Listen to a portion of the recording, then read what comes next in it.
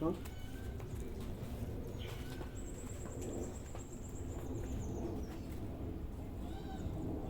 ક્યાં એડજસ્ટ કર્યું?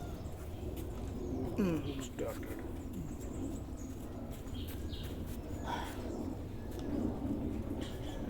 બેસો બેસો.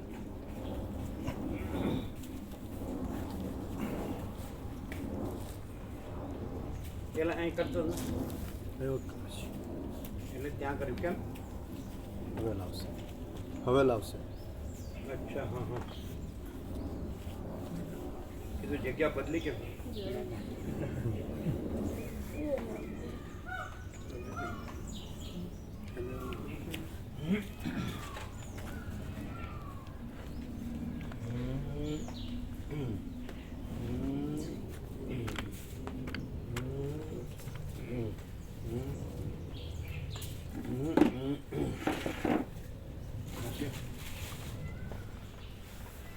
જેમ ફાવે એમ બોલાય જ નહીં.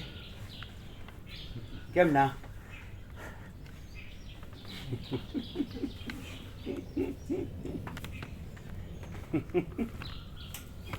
નહીં રામા જેમ ફાવે એમ બોલાય જ કે નહીં? આવું શાસ્ત્ર ગુરુમાં ક્યાં આવે? તો બિપિન પ્રભુ કે પ્રમાણ તો જોવે ને, પ્રમાણ વગર જેમ ફાવે. આ બધું જુઓ ને, આ બધું જે દેખાય છે એ જેમ ફાવે એમ નથી. એ કોઈનું પ્રમાણ માને? જો આ બધું બધે જુઓ, બધે જ્યાં જોઈ શકો જેટલું જોઈ શકો જેમ જેમ ફાવે એમ.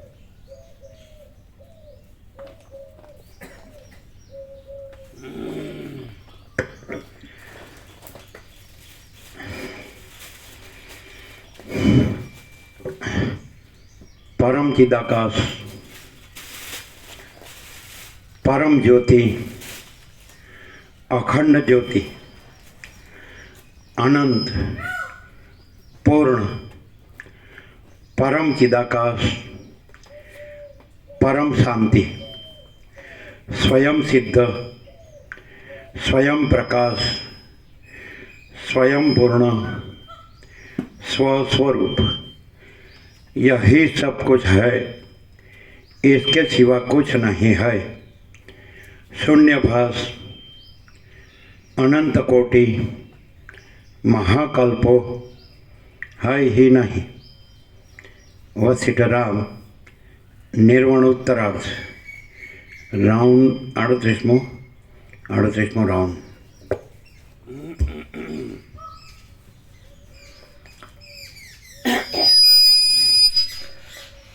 आद्य परब्रह्म सद्गुरुदेव की जय. ओम श्री परमात्मने नमः. सद्ग्रंथों शिरोमणि श्री योग वासिष्ठ महारामायण 6ठું પ્રકરણ નિર્વાણ ઉત્તરાર્ધ પ્રકરણ, પેજ નંબર 1606, 1606, સર્ગ 158. વ્યાધ આકાશમાં ઉડી શબરૂપે નીચે પડશે. આ બે છે ને જે આમ પાછળ ઝૂકેલા છે, આમ સીધા કરો.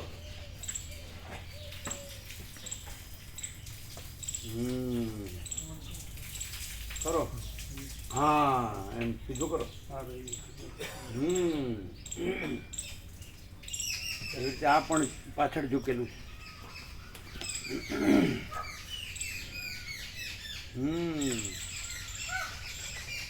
બરાબર બરાબર ને? થઈ ગયા? હા તો બરાબર. આ બરાબર થઈ ગયું? હા બસ. આ 158માં સર્ગમાં મુનિનું વર્ણન સાંભળી વ્યાદ તપ કરી પછી બ્રહ્માના વરદાનથી આકાશમાં ઉડી શબરૂપે પાછો નીચે પડશે એ વિશે વર્ણન કરવામાં આવશે. મુનિ બોલ્યા, હે વ્યાદ, હવે પછી તમારું જે કાંઈ થવાનું છે તે સર્વ તમને કેમ જાણે થઈ ગયું હોય તેમ કહી બતાવ્યું છે. હવે તમારી ઈચ્છા હોય તે પ્રમાણે અને તમને સારું લાગે તે પ્રમાણે તમે સુખથી કરો. અગ્નિદેવ બોલ્યા, ઉપર પ્રમાણે એ મુનિનું વચન સાંભળીને વ્યાધ વિસ્મય વડે આકુળ બુદ્ધિવાળો થઈ ગયો. પછી એ વ્યાધ તથા મુનિ બંને ક્ષણવાર ત્યાં ઊભા રહ્યા બાદ તરત સ્નાન કરવા માટે ગયા. સ્વાભાવિકતાએ પરસ્પર સુહૃદરૂપ થઈ રહેલા તે વ્યાધ અને મહામુનિ હવે શાસ્ત્ર વિચાર વડે તપ કરતા હતા. પછી થોડા કાળમાં મુનિ નિર્વાણને પ્રાપ્ત થયા અને અવધિ પૂર્ણ થઈ રહ્યાથી તે દેહને છોડી દઈ પરમપદને પામ્યા. હવે સેંકડો યુગ સુધીનો બીજો મોટો કાળ વીતી ગયો અને વ્યાધની કામના પૂર્ણ કરવા માટે ત્યાં બ્રહ્મા આવ્યા. વ્યાધે પ્રથમથી ભાવિનું વર્ણન સાંભળ્યું હતું, તેથી તે પોતે જાણતો હતો, છતાં તે પોતાની વાસનાના આવેશને ખાળી શક્યો નહીં અને મુનિના કહેવા પ્રમાણે જ વરદાન માગવા લાગ્યો. પછી બ્રહ્મા તથાસ્તુ કહીને પોતાની ઈચ્છિત દિશામાં ચાલ્યા ગયા અને વ્યાધ પણ પોતાના તપનું ફળ ભોગવવા માટે પક્ષીની પેઠે આકાશની અંદર ઉડ્યો. ત્રૈલોક્યને અંતે વૃદ્ધિ પામેલા પોતાના દેહ વડે તે અગણિત કાળ સુધી મહાવિશાળ આકાશને વેગપૂર્વક પર્વતની પેઠે પૂરી દેતો હતો. મોટા ગરુડના જેવા તીવ્ર વેગથી આકાશને નીચે ઊંચે અને આડાઈમાં પૂર્ણ કરી રહેલા એ વ્યાધનો એમ જ ઘણો કાળ લાંબો ચાલ્યો ગયો. પછી જ્યારે ઘણો લાંબો સમય વીતી ગયો છતાં અવિદ્યારૂપી બ્રહ્મનો અંત તેના જોવામાં આવ્યો નહીં, એટલે તે ઉદ્વેગ પામ્યો અને ઉદ્વેગને લીધે તેણે પ્રાણનું રેચન કરનારી ધારણા બાંધી. આમ તેણે પોતાના પ્રાણને આકાશની અંદર છોડી દીધા, એટલે તેનું શરીર શબરૂપ થઈને નીચે પડ્યું.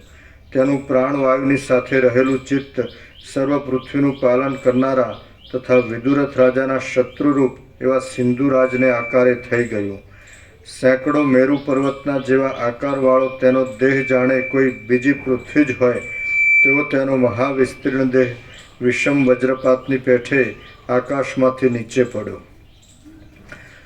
તે દેહ મચ્છરા તથા મોવાળાની પેઠે ભ્રાંતિ વડે જણાતા બ્રહ્મ સંબંધી કોઈ એક જગતના બ્રહ્મમાં કોઈ એક આકાશની અંદર જાણે પૃથ્વીનું કોઈ વિશાળ ઢાંકણું હોય તેવો દેખાવા લાગ્યો. તે પોતાના આકાર વડે સમગ્ર ભૂમંડળને તથા પર્વત સમૂહને પૂરી રહ્યો છે. આ પ્રમાણે હે ઉત્તમ વિપશ્ચિત રાજા, મેં તમને મહાશબ વિશેની હકીકત કહી બતાવી છે. જે જગતના ભૂમંડળની અંદર એ શબ પડ્યું છે તે જગત આપણને સ્વપ્નનગરની પેઠે આ દ્રશ્યમાન જગતરૂપ ભાસે છે. શુષ્ક થઈ રહેલા ચંડિકા દેવીએ શબનું ભક્ષણ કરીને પૂર્ણ અને મોટા પેટવાળા થઈ ગયા, તેમજ રુધિર તથા આંતરડા વડે પૂર્ણ થતા રાતા બની ગયા. એ શબના મેદ વડે આ પૃથ્વીની મેદિની એવા સાર્થ નામને ધારણ કરવા લાગી અને હિમાલય પર્વતના જેવા વિશાળ આકારને ધારણ કરનારા પોતાના આશ્ચર્યકારક રૂપ વડે તે પૂર્ણ જણાઈ રહી. એ શબનો મોટો મેદ ચરબી મૃદ ધાતુરૂપ મૃત્તિકારૂપ માટીરૂપ બની ગયો અને કાળે કરીને તે પૃથ્વીરૂપ થઈ પછી મૃન્મય અવસ્થાને ધારણ કરનાર થયો. વળી પાછા તે પૃથ્વીની અંદર કચરાઈ ગયેલા જંગલો તૈયાર થઈ ગયા, નગરો સહિત ગામડા પણ બની ગયા, ચૂર્ણ થઈ ગયેલા પર્વતો પણ પાતાળમાંથી પાછા બહાર દેખાયા અને મનુષ્યોના વ્યવહારની શોભા પછી આગળ પ્રમાણે પ્રવૃત્ત થઈ ગઈ. શ્રીયોગ વાસિષ્ઠ મહારામાયણમાં નિર્વાણ પ્રકરણના ઉત્તરાર્ધનો શબ નિર્ણય નામનો સર્ગ 158 સમાપ્ત. સર્ગ 159. વિપશ્ચિત રાજાએ અનેક આશ્ચર્યો જોયા. Page number 1607 1607. આ 159માં સર્ગમાં અગ્નિદેવ વિપશ્ચિત રાજાને ઉપદેશ આપી ઇન્દ્ર પાસે જશે અને પછી વિપશ્ચિત રાજાને અનેક આશ્ચર્યો દેખાયા વિશે તથા અંતે બ્રહ્મ તત્વ જણાયા વિશે વર્ણન આવશે. અગ્નિદેવ બોલ્યા, હે શ્રેષ્ઠ સુશીલ વિપશ્ચિત રાજા, તમે ચાલુ વ્યવહારવાળા સ્થિર ભૂમંડળને ફરીવાર પ્રાપ્ત થઈ જઈ પોતાની ઈચ્છેલ દિશા તરફ સુખથી જાઓ. હે ગતિને જાણનાર રાજા, સ્વર્ગની અંદર ઇન્દ્ર પ્રજાના સમૂહના કલ્યાણને અર્થે સોમયજ્ઞનું યજન કરવા માટે પ્રવૃત્ત થયેલો છે અને મને ત્યાં મંત્ર વડે બોલાવેલ છે, તેથી હમણાં હું ત્યાં જાઉં છું. ભાસ બોલ્યા, ઉપર પ્રમાણે કહી ભગવાન અગ્નિ ત્યાં જ અંતર્ધાન થઈ ગયા અને જેમ વીજળીનો અગ્નિ આકાશમાં લીન થઈ જાય છે તેમ તે નિર્મળ આકાશમાં ચાલ્યા ગયા. ત્યારે હું પોતે પ્રથમની પોતાની અવિદ્યાનો અંત જોવાના સંસ્કારોને ધારણ કરી રહ્યો હતો અને મેં પણ મારા કર્તવ્યને સિદ્ધ કરવા માટે આકાશની અંદર રહી ભ્રમણ કરવા માંડ્યું. ફરીવાર પણ એ આકાશની અંદર અસંખ્ય જગતો મારા જોવામાં આવ્યા અને તે જગતો નાના પ્રકારના આચાર વિચારવાળા તથા અનેક પ્રકારના આકારવાળા હતા. હે મહારાજ, કોઈક ઠેકાણે જગતો છત્રમય અવયવોવાળા અને પરસ્પર એકબીજા સાથે સંલગ્ન થયેલા દેખાતા હતા. તેઓ મંદ રીતે ગતિમાન જણાતા હતા અને હૃદયને પણ હરી લેતા હતા. હે દશરથ રાજા, કોઈ સ્થળે મૃન્મય દેહવાળા સર્વ પ્રાણીઓ જોવામાં આવતા હતા અને મંદ ગતિવાળા તથા પર્વતના જેવા તે મહાવિશાળ દેખાતા હતા. કોઈ એક જગતની અંદર પ્રાણીઓ કાષ્ઠમય અવયવવાળા જણાતા હતા.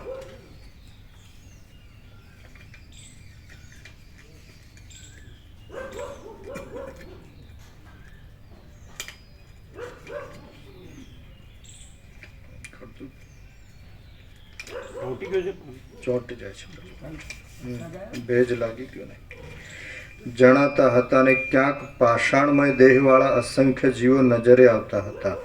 વળી ચિદાકાશની અંદર ક્યાંક તો પ્રાણીઓ જીવતા સુધી પાષાણની પ્રતિમાની પેઠે એક જ ઠેકાણે રહેલા અને પરસ્પર કેવળ સંભાષણ આદિ વાણીના વ્યાપારને કરી રહેલા મારા જોવામાં આવ્યા.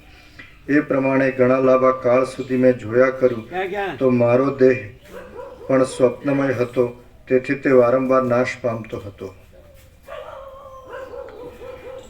અવિદ્યાનો અંત નહીં દેખાવાથી હું એ દ્રશ્ય વર્ગના વિષયમાં ઉદ્વેગ પામ્યા પછી ઉદ્વેગને લીધે હું કોઈ એક એકાંત સ્થળમાં બેસી મોક્ષ સિદ્ધિ માટે તપ કરવાના ઉદ્યોગમાં લાગ્યો. ત્યાં મને ઇન્દ્રે આવી કહ્યું કે ચિત્તરૂપી આકાશની અંદર હજી આપણે બંનેને બીજી કોઈ એક મૃગયોની પ્રાપ્ત થવાની છે, એટલે આપણો હજી આત્મવિચારનો આ સમય નથી. હું આકાશની અંદર મંદાર વૃક્ષોના વનમાં ફરતો હતો અને સ્વર્ગ સંબંધી ભોગોમાં મોહિત થઈ ગયો હતો. તેથી પૂર્વના અભ્યાસને પરવશ બની જઈ હું દુર્વાસા મુનિના અપરાધમાં આવી ગયો હતો.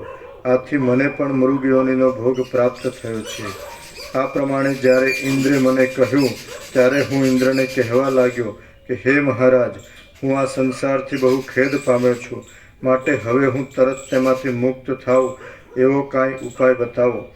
આવું મારું કહેલું સાંભળી તે બોલ્યા કે હું નિરાકાર અને અવસ્થાત્રયથી રહિત શુદ્ધ આત્મારૂપ છું એવું તત્વજ્ઞાન થવાથી જ તરતમાં મુક્તિ મળે છે. હું નિરાકાર અને અવસ્થાત્રયથી રહિત શુદ્ધ આત્મારૂપ છું એવું તત્વજ્ઞાન થવાથી જ તરતમાં મુક્તિ મળે છે.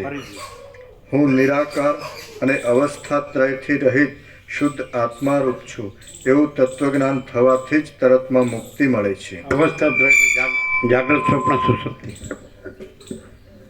ત્રણેય અવસ્થાઓથી રહી, જાગ્રત, સ્વપ્ન, સુષુપ્તિથી રહી નિરાકાર અને અવસ્થાત્રયથી રહી શુદ્ધ આત્મા એટલે સાક્ષી ચૈતન્ય, સ્વયં પ્રકાશ, શુદ્ધ ચૈતન્ય. ફરીથી અવસ્થાત્રય એટલે ત્રણ અવસ્થા, જાગ્રત, સ્વપ્ન, સુષુપ્તિ. હું નિરાકાર, બરાબર. હું નિરાકાર અને અવસ્થાત્રયથી રહિત શુદ્ધ આત્મારૂપ છું એવું તત્વજ્ઞાન થવાથી જ તરતમાં મુક્તિ મળે છે. બરાબર. આ વાત તમે વ્યાદ તથા મુનિના સંવાદના પ્રસંગમાં અગ્નિ દ્વારા સાંભળેલી પણ છે. માટે તમે કાંઈ બીજું જ વરદાન મારી પાસે માગો. ઇન્દ્રે આ પ્રમાણે કહ્યું. એટલે તેના કહેવા ઉપરથી મેં મૃગયોની આવ્યા પછી મારું શું થશે તે જાણવારૂપી વરદાન તેની પાસે માગ્યું. ઇન્દ્ર બોલ્યા, તમારું પોતાનું આત્મ ચૈતન્ય જ મૃગયોનિની અંદર ઘણા કાળથી ગમન કરવા ઈચ્છે છે. તમારા સંબંધમાં આ બાબત અવશ્ય થવાની છે. મેં એ દિવ્ય દ્રષ્ટિથી જાણી લીધું છે. તમે મૃગરૂપ થઈને દશરથ રાજાની તે મહાપવિત્ર સભામાં જશો એટલે તેમાં મેં તમને હમણાં કહેલું જ્ઞાન અડચણ વિના પ્રકટ થઈ જશે. તમે ભવાટવીમાં અનેક જન્મોમાં ભટકવાથી આર્ત થઈ રહ્યા હશો અને હરિણના યોનિમાં હશો. પછી વશિષ્ઠજીની કૃપા વડે તમને તમારા નિષ્ફળ સર્વ વૃત્તાંતનું સંપૂર્ણ રીતે સ્મરણ થશે. એ સર્વ સ્વપ્નના ભ્રમની પેઠે પોતાના સર્વ સંકલ્પો વડે ખડા થઈ ગયેલા સંકલ્પનગરની પેઠે અને પરલોકના અર્થના અનુભવને બતાવનાર કથામાં વર્ણવેલા અર્થની પેઠે આભાસરૂપ હશે. જ્યારે તમે મૃગભાવથી રહિત થઈ જઈ પુરુષરૂપ થઈ જશો ત્યારે તમારા જ્ઞાન અગ્નિ વડે તમારો મૃગદેહ બળી જશે અને તમને હૃદયમાં રહેલા આત્મતત્વનું સ્ફુરણ થશે. આમ તમને આત્મજ્ઞાનનું સ્ફુરણ થશે એટલે ઘણા કાળથી રૂઢ થઈ રહેલી અવિદ્યા નામની ભ્રાંતિને મૂકી દઈ તમે ચપળતાથી રહિત થયેલા શાંત પવનની પેઠે મુક્ત થઈ જશો. ઇન્દ્રે આ પ્રમાણે કહ્યું. ત્યાર પછી આ વનની અંદર હું આ હરિણી છું એવા નિશ્ચયવાળી પ્રતિભાનો તરત મારામાં ઉદય થયો. તે દિવસથી માંડીને હું ઉત્તમ પર્વતમાં મંદારવનના કોઈ એક અંદરના ખૂણામાં તૃણ અને દુર્વાઓના અંકુરોનું ભક્ષણ કરનાર હરિણ રૂપે થઈ રહ્યો. છેલ્લું વાક્ય શું હતું? વશિષ્ઠની કૃપાથી તમે તમે મૃગરૂપ થઈને દશરથ રાજાની તે મહાપવિત્ર સભામાં જશો એટલે તેમાં મેં તમને હમણાં કહેલું જ્ઞાન અડચણ વિના પ્રકટ થઈ જશે. તમે ભવાટવીમાં અનેક જન્મોમાં ભટકવાથી આર્ત થઈ રહ્યા હશો અને હરિણની યોનિમાં હશો. પછી વશિષ્ઠજીની કૃપા વડે તમને તમારા નિષ્ફળ સર્વ વૃત્તાંતનું સંપૂર્ણ રીતે સ્મરણ થશે. ચાલુ રાખો ત્યાંથી જ હા કન્ટિન્યુ કરો. એ સર્વ સ્વપ્નના ભ્રમની પેઠે પોતાના સર્વ સંકલ્પો વડે ખડા થઈ ગયેલા સંકલ્પ નગરની પેઠે અને પરલોકના અર્થના અનુભવને બતાવનાર કથામાં વર્ણવેલા અર્થની પેઠે આભાસરૂપ હશે. જ્યારે તમે ફરીથી એ વાક્ય આમ અટકો છો ને એમ અટકો નહીં, કન્ટિન્યુટી કથાના અર્થનું એ વાક્ય કન્ટિન્યુઅસ, અટકો નહીં. એ સર્વ સ્વપ્નના બ્રહ્મની પેઠે પોતાના સર્વ સંકલ્પો વડે ખડા થઈ ગયેલા સંકલ્પ નગરની પેઠે અને પરલોકના અર્થના અનુભવને બતાવનાર કથામાં વર્ણવેલા અર્થની પેઠે આભાસરૂપ હશે. જ્યારે તમે મૃગ ભાવથી રહિત થઈ જઈ પુરુષરૂપ થઈ જશો ત્યારે તમારા જ્ઞાનાગ્નિ વડે તમારો મૃગદેહ બળી જશે અને તમને હૃદયમાં રહેલા આત્મતત્વનું સ્ફુરણ થશે. આમ તમને આત્મજ્ઞાનનું સ્ફુરણ થશે એટલે ઘણા કાળથી રૂઢ થઈ રહેલી અવિદ્યા નામની ભ્રાંતિને મૂકી દઈ તમે ચપળતાથી રહિત થયેલા શાંત પવનની પેઠે મુક્ત થઈ જશો. બરાબર. ઇન્દ્રે આ પ્રમાણે કહ્યું. ત્યાર પછી આ વનની અંદર હું આ હરિણી છું એવા નિશ્ચયવાળી પ્રતિભાનો તરત મારામાં ઉદય થયો. તે દિવસથી માંડીને હું ઉત્તમ પર્વતમાં મંદારવનના કોઈ એક અંદરના ખૂણામાં તૃણ અને દુર્વાઓના અંકુરોનું ભક્ષણ કરનાર હરિણ રૂપ થઈ રહ્યો. હે દશરથ રાજા, પછી કોઈ એક દિવસે કોઈ સીમાના અંતમાં રહેનાર સામંતને મૃગયા માટે આવેલા જોઈને ભયભીત બની ગયો અને હું પલાયન કરી ગયો. હે રાઘવ, પરંતુ મને પકડાવી લઈને તે મને પોતાને ઘેર લઈ ગયો અને 3 દિવસ સુધી ત્યાં રાખ્યા પછી તેણે અહીં આપની હજુરીમાં ક્રીડા માટે મોકલાવ્યો છે. હે નિષ્પાપ મહારાજ, સંસારમાં પ્રસિદ્ધ ઇન્દ્રજાળની માયા જેવો અને નાના પ્રકારના આશ્ચર્યો તથા રસો વડે યુક્ત એવો આ સર્વ મારો વૃત્તાંત મેં આપને કહી સંભળાવ્યો છે. શાખા પ્રશાખા આદિના વિસ્તારવાળી આ અવિદ્યા અનંત છે અને તે આત્મજ્ઞાન સિવાય બીજા કશા ઉપાય વડે શાંત થતી નથી. શાખા પ્રશાખા આદિના વિસ્તારવાળી આ અવિદ્યા અનંત છે અને તે આત્મજ્ઞાન સિવાય બીજા કશા ઉપાય વડે શાંત થતી નથી. વાલ્મીકી બોલ્યા. જ્યારે વિપશ્ચિત રાજા ઉપર પ્રમાણે કહી ક્ષણવાર મૌનને ધારણ કરી રહ્યો ત્યારે ઉત્તમ બુદ્ધિવાળા શ્રી રામચંદ્રજીએ તેને નીચે પ્રમાણે કહ્યું. રામ બોલ્યા. હે મહારાજ, આ મૃગ બીજા કોઈના સંકલ્પ રૂપ છે. હવે તે જો આપણા જોવામાં આવ્યો તો પછી પોતે સંકલ્પ નહીં કરનાર પુરુષ પણ બીજાની સંકલ્પ સૃષ્ટિમાં રહેલી વસ્તુને પોતાના આત્મામાં દેખી શકે એવો સમર્થ સિદ્ધ થાય છે. તો આ વાત કેમ ઘટી શકે તે તમે મને કહો. વિપશ્ચિત રાજા બોલ્યો. જે જગતની અંદર પૃથ્વી ઉપર આ મહાશબ પડ્યું હતું તે પૃથ્વી ઉપર ઇન્દ્ર પ્રથમ પોતાના કરેલા યજ્ઞના ગર્વથી અંધની પેઠે મદમાં ચાલ્યો જતો હતો. તેણે દુર્વાસા મુનિને ઓળખ્યા નહીં તેથી આ કોઈ શબ પડેલું છે એમ સમજી તેણે તો ધ્યાન અવસ્થિત દુર્વાસા મુનિને અપમાનપૂર્વક પોતાના પગની લાત મારી. આથી તે ઋષિએ ક્રોધ પામીને તેને આ શાપ આપ્યો, અલ્યા ઇન્દ્ર, આ પૃથ્વી તલની અંદર તમે અંધની પેઠે ચાલીને મારું અપમાન કર્યું છે, એટલે એ પૃથ્વી તલને મહાઘોર અને બ્રહ્માંડના જેવું મહાવિશાળ શબ થોડા સમયમાં જ પૂર્ણ કરી નાખશે. વળી તમે મને શબ સમજીને મારું અપમાન કર્યું, એટલે તમે હમણાં તરત જ મારા શાપના પ્રભાવથી પાછા તે જ પૃથ્વીમાં જન્મ લેશો. આમ એ દુર્વાસા મુનિએ ઇન્દ્રને શાપ આપ્યો, એટલે ઇન્દ્ર પણ વિપશ્ચિત રાજાની સાથે મૃગપણું પામ્યો. વળી વિપશ્ચિત રાજાના મનઃકલ્પિત મૃગપણાની પેઠે તે મૃગપણું પણ બીજાઓને સત્યરૂપે પ્રતીતિમાં આવે તેવો ઋષિએ શાપ દીધો હતો. તેથી તે ઇન્દ્રના શાપની કથાથી તથા મુનિના વાક્યના પ્રભાવથી જ વિપશ્ચિત રાજાનો મૃગભાવ સંકલ્પમય છતાં તમારા દેખવામાં આવ્યો. બાકી વાસ્તવિક દ્રષ્ટિથી જોઈએ તો એક વ્યવહારિક સત્તાવાળું જગત સત્ય છે અને બીજું પ્રાતિભાષિક સત્તાવાળું અસત્ય છે એમ કહી શકાતું નથી.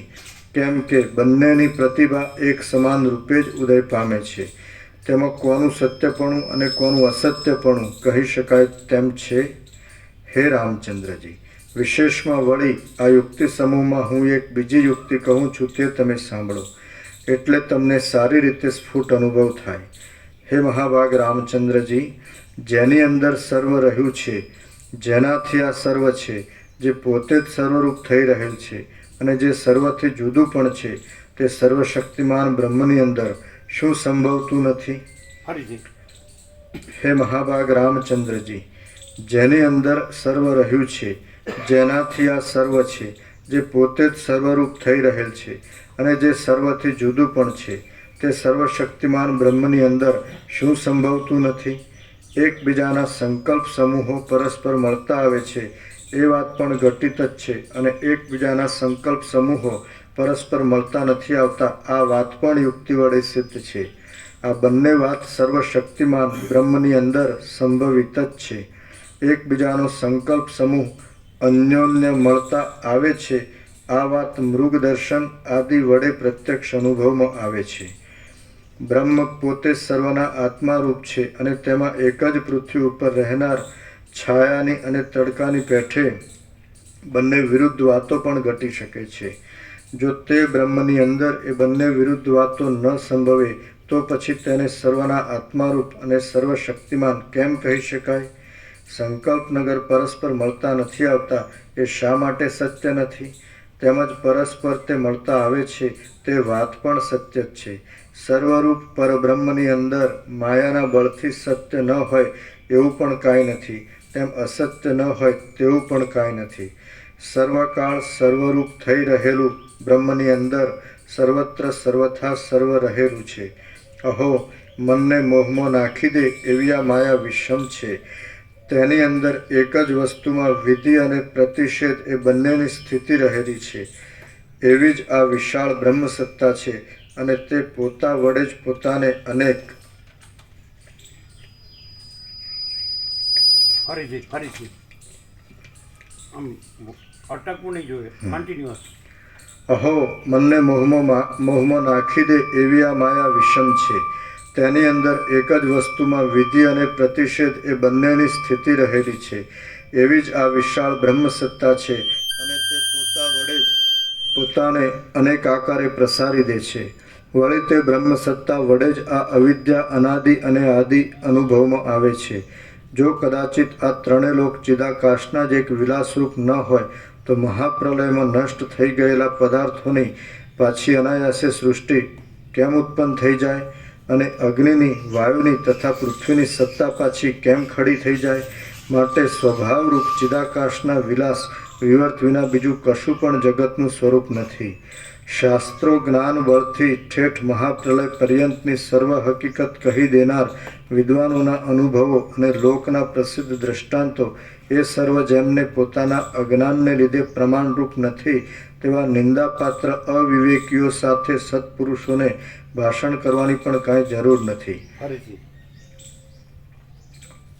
શાસ્ત્રો જ્ઞાન બળથી ઠેઠ મહાપ્રલય પર્યંતની સર્વ હકીકત કહી દેનાર વિદ્વાનોના અનુભવો અને લોકના પ્રસિદ્ધ દ્રષ્ટાંતો એ સર્વ જેમને પોતાના અજ્ઞાનને લીધે પ્રમાણરૂપ નથી તેવા નિંદાપાત્ર અવિવેકીઓ સાથે સત્પુરુષોને ભાષણ કરવાની પણ કાંઈ જરૂર નથી.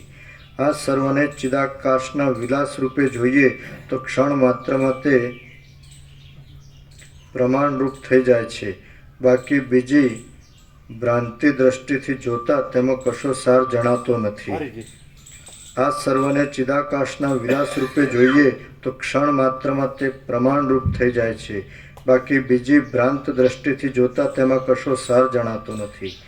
માટે જ્ઞાન દ્રષ્ટિ વડે જ સિદ્ધ થાય તે જ સારરૂપ છે એવું વિદ્વાનોનું સમજવું છે. જેમ પવનની શોભા ચલન શક્તિને લીધે ચપળ રૂપે પ્રતીતિમાં આવે છે, તેમ શુદ્ધ જ્ઞાન સ્વરૂપ બ્રહ્મ સત્તા જ પોતાની ચિત્ત સત્તા વડે સ્ફૂર્તિને પ્રાપ્ત થતા જગત રૂપે પ્રતીતિમાં આવે છે. જેમ પવનની શોભા ચલન શક્તિને લીધે ચપળ રૂપે પ્રતીતિમાં આવે છે, તેમ શુદ્ધ જ્ઞાન સ્વરૂપ બ્રહ્મ સત્તા જ પોતાની ચિત્ત સત્તા વડે સ્ફૂર્તિને પ્રાપ્ત થતા જગત રૂપે પ્રતીતિમાં આવે છે. વસ્તુતઃ જોતા અહીં કશાનો નાશ પણ થતો નથી અને કશું ઉત્પન્ન પણ થતું નથી. હું નાશને પ્રાપ્ત થયો અને અમુક વસ્તુ હજી વિદ્યમાન છે એવી એક સંકલ્પરૂપ પ્રતિભા જ ઉદય પામે છે, પણ તે વસ્તુતઃ ચિદ્રૂપ જ છે. જો મરણને અત્યંત નાશરૂપ દ્રશ્યના અત્યંત અભાવવાળી સ્થિતિરૂપ માનીએ તો તે એક નિદ્રાના સુખ જેવું છે. કદાચિત એમ માનીએ કે મરી જવું એટલે એક શરીરનો વિયોગ થતાં વળી પાછા બીજા શરીરની પ્રાપ્તિ થઈ ફરીવાર પાછો દ્રશ્યનો અનુભવ થવો, તો પછી એ પણ એક પુનર્જીવન જેવું જ છે. માટે આ ચિદાકાશની અંદર મરણ પણ નથી અને જીવિત પણ નથી. એવા એક ચિદાકાશના વિલાસની અંદર એ બંને વસ્તુ રહેલી પણ છે અને રહેલી નથી એમ પણ છે. જો એ બંનેને જીવિત મરણને સંકલ્પ વડે કલ્પી લેવામાં આવે તો એ બંને છે, અને જો નિઃસંકલ્પ દશામાં રહેવાય તો એ બંને નથી.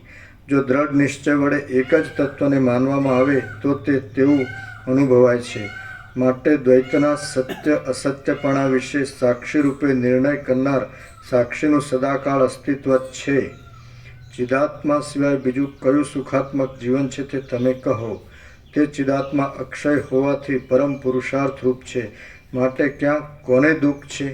જ્યાં વાચ્ય અને વાચક એ બંને ચિદાકાશ રૂપ જ છે અને ચિદાકાશથી તે અભિન્ન તથા ભિન્ન એમ બંને પ્રકારે રહેલ છે, ત્યાં એકતાની અને દ્વૈતની ભ્રાંતિ ક્યાં રહી? જેમ જળની અંદર આવર્ત આદિ રહેલા છે તેમજ પરમાત્માની અંદર શરીર આદિની સ્થિતિ છે. આ સર્વ ચિદાકાશની સત્તાનો જ એક વિલાસ છે. કારણથી ભિન્ન ન હોવાને લીધે તે ચિદાકાશ રૂપ છે અને ચિદાકાશના એક વિવર્ત રૂપ છે. વળી અવ્યગ્રતાથી જોઈએ તો જગત પોતાના દ્રશ્ય સ્થૂળ રૂપથી રહિત ચિદાકાશ રૂપ જ છે. આશ્ચર્યની વાત છે કે ઘટ આકારને ધારણ કરનારું અસ્થિર દ્રવ્ય નિરાકાર ચિદાકાશની અંદર સ્થૂળ રૂપે રહેલું છે. જેમ ભૂતકાળમાં દેખાતો વિષય પછીથી પ્રતીતિના પાત્રરૂપ થતો નથી, તેમજ વર્તમાન કાળના અનુભવનો વિષય પણ વસ્તુતઃ જોતા છે જ નહીં. વર્તમાન કાળના અનુભવમાં આવતું આ ચિદાકાશ શૂન્ય તુલ્ય છે અને તે જ દ્રશ્યરૂપી પિશાચના આકારે પ્રતીતિમાં આવે છે એમ તમે સમજો. જેવું આ દ્રશ્યમાન આકાશ છે તેવું જે ચિદાકાશ પણ છે. જ્યારે એ ચિદાકાશને જ આકાશરૂપ સમજવામાં આવે છે ત્યારે એ પણ આકાશ જેવું શૂન્ય જ પ્રતીતિમાં આવે છે. આ નીચેના પ્રદેશમાં પૃથ્વી રહી છે, આ બીજા પ્રદેશોમાં વાયુ તથા આકાશ આદિ ભૂતો રહ્યા છે, અને વળી અહીં કાંઈ બીજું જ રહ્યું છે. એમ અનેક આકારે જે કાંઈ ભાસે છે તે સર્વ એક ચિદાકાશ રૂપ જ છે. એ ચિદાકાશનો વિલાસ છે તે જ જગત છે. તેની અંદર દ્વૈત કે એકત્વ એ કશું જ રહેલું નથી. યથાર્થ વસ્તુ સ્વરૂપને ઓળખનારા વિવેકીની દ્રષ્ટિમાં કશો સ્થૂળ ભાવ કે સૂક્ષ્મ ભાવ પ્રતીતિમાં આવતો નથી, પરંતુ સર્વ દ્રશ્ય નિરાકાર ચિદ્રૂપ જણાય છે. તત્વદ્રષ્ટિથી જોતા જ્ઞાનીપણું અને અજ્ઞાનીપણું બંને સત્ય કહી શકાતા નથી, તેમ અસત્ય પણ નથી. વળી સત્યપણું અને સત્ય અસત્યપણું તેમાં રહેલું પણ ભાસે છે. તેથી સર્વ બાબતમાં કાષ્ઠ મૌનનો જ આશ્રય લેવો પડે તેવું છે. અનંત દ્રશ્યને બ્રહ્મરૂપે સમજવું તે જ પરમપદ રૂપ છે. આ સર્વ પરબ્રહ્મ રૂપ જ છે એમ તત્વજ્ઞાન વડે સમજાઈ જાય છે. એવી રીતે આ ચિદ ધાતુ પોતાના આત્માની અંદર અનેક રૂપે વિવર્ત ભાવને પામે છે. એ ચિદાકાશનો જે કાંઈ આ વિવર્ત છે તે જ જગતનું નિર્બાધ સ્વરૂપ છે. મરી ગયેલા જીવો અસંખ્ય છે અને તેમના સૃષ્ટિ આદિ વિકારો પણ એક એક આંગળીથી ગણતા અસંખ્ય છે. તે પરસ્પર અદ્રશ્ય અને અમૂર્ત છે. અન્યોન્ય સિદ્ધ રૂપે રહેલા અને ઉત્તરોત્તર સૂક્ષ્મ એવા પૃથ્વી આદિ લોકો પોતાના સ્વરૂપને પ્રાપ્ત થઈને બ્રહ્મની અંદર રહેલા છે. તેઓ પરસ્પર ઓતપ્રોત જેવા જ છે તો પણ પરસ્પરની સ્થિતિને દેખતા નથી. વસ્તુતઃ જોતા આ દ્રશ્યની શોભા ચિદાકાશ રૂપ જ છે, કેમ કે તેનું સ્વરૂપ ચિદાકાશથી જુદું જણાતું નથી. તેનો દ્રષ્ટા પણ ચિદાત્મા વિના બીજો કોઈ નથી. સ્વપ્નની પેઠે તેનો દ્રષ્ટા પોતાનો આત્મા જ છે. એ દ્રશ્યનું વાસ્તવ સ્વરૂપ ઓળખવામાં આવે તો તે યથાસ્થિતપણે રહ્યા છતાં ચિદાકાશરૂપ, શાંત અને પ્રભાત સમયના અંધકારના જેવું બાધિત અને આભાસરૂપ ભાસે છે. આ જગતનો સમૂહ સત્ય હો કે અસત્ય હો, પરંતુ જ્ઞાન વડે તેનું સ્વરૂપ ઓળખવામાં આવે છે, એટલે તે સર્વ વિશેષ ભાવથી રહિત બ્રહ્મરૂપ જણાય છે અને તે યથાસ્થિત રહ્યા છતાં પણ શમી જાય છે. જેમ સમુદ્રની અંદર તરંગમાં ઉછળતા જળબિંદુઓનો ક્ષણવારમાં સમાગમ અને ક્ષણવારમાં વિયોગ થતો રહે છે, તેમજ બ્રહ્મરૂપ મહાસાગરની અંદર સ્ફુરી રહેલા ચિદંશરૂપ જીવોનો પણ પરસ્પર ક્ષણવારમાં સમાગમ અને ક્ષણવારમાં વિયોગ થતો રહે છે. સૃષ્ટિની શોભા સ્વપ્નની પેઠે પ્રતીતિમાં આવે છે અને સૃષ્ટિના આદિકાળમાં તે ચિદાકાશ રૂપ છે. માટે આ સર્વ શાંત બ્રહ્મરૂપ છે. એ વાત યથાર્થ જ છે. મેં અનંત વૈભવોવાળા જગતો જોયા, વળી મેં કાર્યો તથા તેના પરિણામોના વિલાસો પણ અનુભવ્યા, અને હું ઘણા યુગો સુધી દસે દિશાઓમાં ભટક્યો, કેમ કે જ્ઞાન થયા વિના દ્રશ્યનો દોષ પૂર્ણ રીતે નાશ પામતો નથી. શ્રીયોગ વાસિષ્ઠ મહારામાયણમાં નિર્વાણ પ્રકરણના ઉત્તરાર્ધનો વિપશ્ચિત રાજાએ અનેક આશ્ચર્યો જોયા નામનો સર્ગ 159મો સમાપ્ત.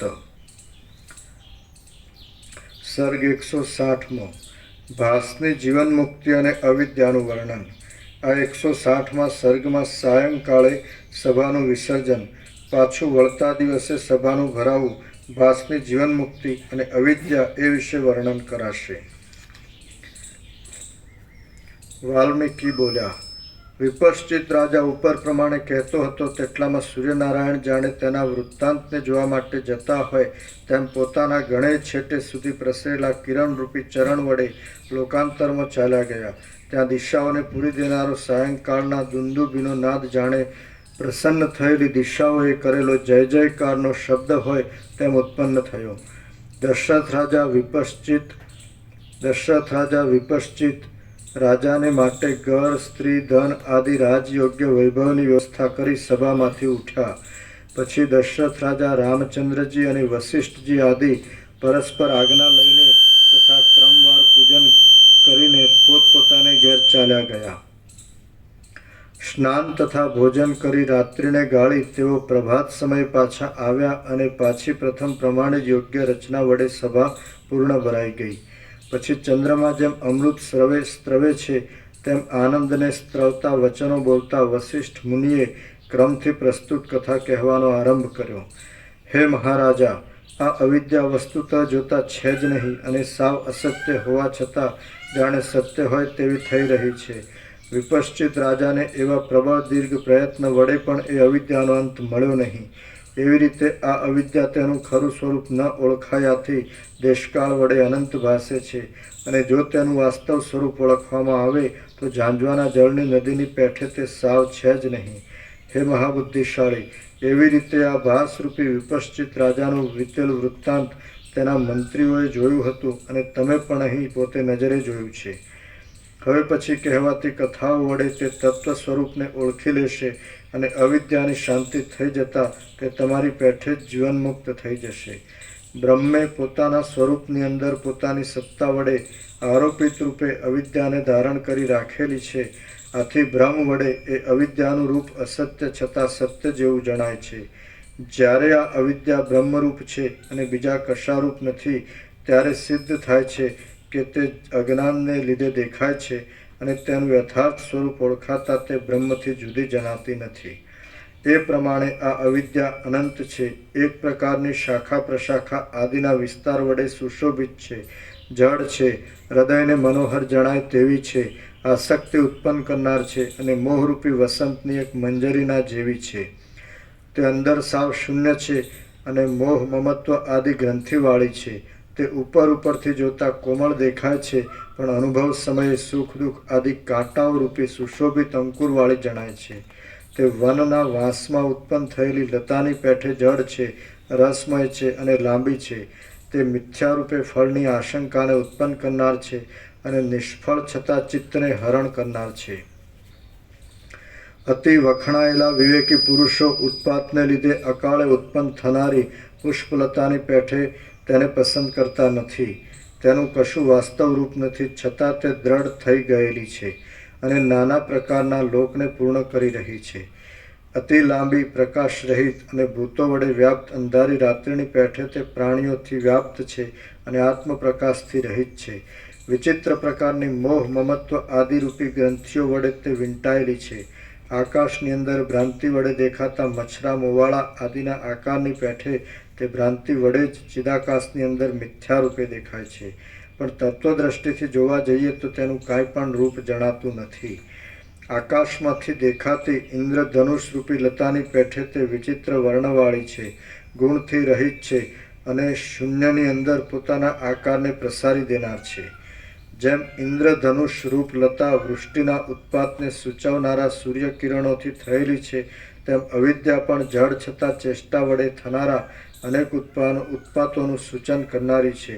વર્ષા ઋતુમાં વહી જતી નદી જેમ જળના અનેક તરંગો વડે યુક્ત હોય છે, મલિન હોય છે, ઉલ્લાસ વડે ફીણના પરપોટાવાળી હોય છે, ચક્રીઓ તથા આવર્તો વડે ભયંકર હોય છે અને છેવટે ક્ષયને પ્રાપ્ત થનાર હોય છે, તેમાં અવિદ્યા પણ જળ જેવા અનેક વિચારો રૂપી તરંગો વડે યુક્ત છે, મલિન છે, ઉલ્લાસથી પ્રાણીઓ રૂપી અનેક ફીણના પરપોટાવાળી છે, ઉત્પાતરૂપી વંટોળિયા વાયુ વડે ભયકારક છે અને છેવટે ક્ષયને પ્રાપ્ત થનાર છે.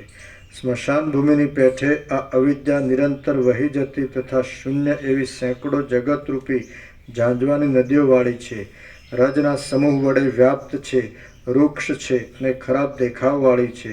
જેમ સ્વપ્નની અંદર સ્વપ્નનગરમાં ફરતો પુરુષ ઘણા લાંબા કાળે પણ તેના અંતને પામતો નથી, તેમાં જાગ્રત અવસ્થાઓ રૂપી સ્વપ્નનગરમાં ફરતો પુરુષ પણ ઘણા લાંબા કાળે પણ તેના અંતને પ્રાપ્ત થતો નથી.